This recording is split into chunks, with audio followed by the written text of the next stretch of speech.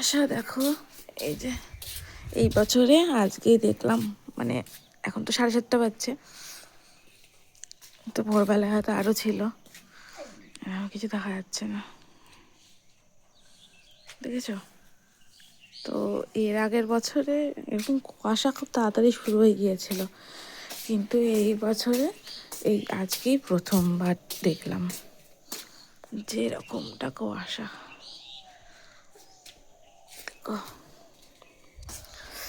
ঠান্ডাও লাগছে, চলো রান্না করি গা, পরে তোমাদের সাথে সব কিছু শেয়ার করব। আর গুড মর্নিং সবাইকে। আজ সকালে রান্না হবে আলু ফুলকপির তরকারি আর রুটি, তো বরকে এটাই দিয়ে দেব, আর ও দুধ মুড়ি কলা এটা খেয়ে যাবে। আর এখনও পর্যন্ত কিন্তু কুয়াশা হয়েই আছে, এখন কখন যাবে কুয়াশা তার কোনো ঠিক নেই। তা আমার যথারীতি আমার স্নান হয়ে গেছে, মানে বর গিয়েছে 15টার থেকে আমি সমস্ত কাজ শুরু করে দিয়েছিলাম 10টার মধ্যে, আমার কিন্তু স্নান কমপ্লিট হয়ে গেছে। 10টা না, 10টার একটু বেশি হয়েছে, কারণ আমি কেচেছি তারপরে স্নান করেছি। আর কালকে রাতেও কিছু কেচে আমি রেখে দিয়েছিলাম, সেগুলো মেলা আছে, এখন আমি মেলবো না। তো চুলটা কিন্তু ভালো মতন জট হয়েছে, কারণ কালকে আমি এখন প্রতিদিনই ওই স্নান করার পর চুল আঁচড়াচ্ছি, তারপর আবার হয়তো পরের দিন চুল আঁচড়াচ্ছি, সেরকম হচ্ছে। বেরোনো থাকলে আঁচড়াচ্ছি, বাড়িতে থাকলে সেটা আর হয় না, বা দুবার আঁচড়াচ্ছি, এরকমটা হচ্ছে, যেন চুলের জটটা একটু বেশি বেঁধে থাকছে। তো এখন জ্বরটা ছাড়িয়ে নেবো, যার যেহেতু শ্যাম্পু করেছি, এখন থেকে আমি সোমবার কি বুধবার বা সোমবার বুধবার শ্যাম্পু করব, এটা ভেবে নিয়েছি। তো আজকে বুধবার ছিল, আজকের ব্লগ তোমরা আজকেই পাচ্ছ। তো আসলে আমি যখন স্নান করি কাজ করছিলাম, ঘরটর মুছছিলাম, তখন আমি ঋষিকে ফোনটা দিয়েছিলাম যাতে আমাকে না চালায়, মানে ও ফোন নিয়েছিল, আমি 8 ঘন্টায় ফোন দিই, কিন্তু আজকে একটু বেশি দেওয়া হয়ে গেছিলো। যে দেখলাম যে ফোন নিয়ে বসে আছে, বসে থাক, কারণ যেহেতু ঠান্ডার সময়, আরও সোয়েটার পরেছিল কিন্তু সোয়েটার খুলে ফেলেছে।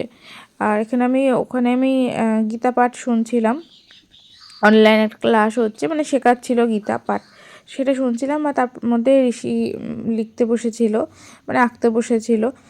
তারপরে সিরাজকে রেজাল্ট দেওয়ার কথা ছিল 12টা থেকে, কিন্তু আমি 12টার সময় আসতে পারিনি, আমি 1:45টার সময় বাড়ি থেকে বেরিয়েছি, আমি মা আর ঋষি। তারপরে রেজাল্টটা নিয়ে আমি চলে এসেছি দিদুন বাড়িতে, যেহেতু দিদুন বাড়িতে একটুখানি বসেই চলে গিয়েছি, মানে 10 মিনিট এরকম হয়তো বসে আমরা বেরিয়ে এসেছি। তো এখন আমি যাব বড় মাকে দেখতে। আর ওর তো রেজাল্ট আমার তো নেওয়া হয়ে গেছে। আর ঋষির ব্যাগও সঙ্গে করে নিয়েছি, কারণ ঋষির আড়াইটা থেকে মানে পড়া আছে।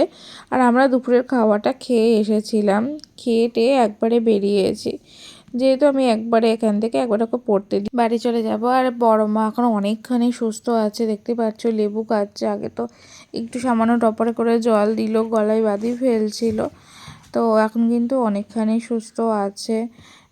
তবে সুস্থ থাক, ভালো থাক, এটাই চাই। যে খেতে পারছিল না, তবে সেইটুকু খেতে এখন পারছে আস্তে আস্তে করে।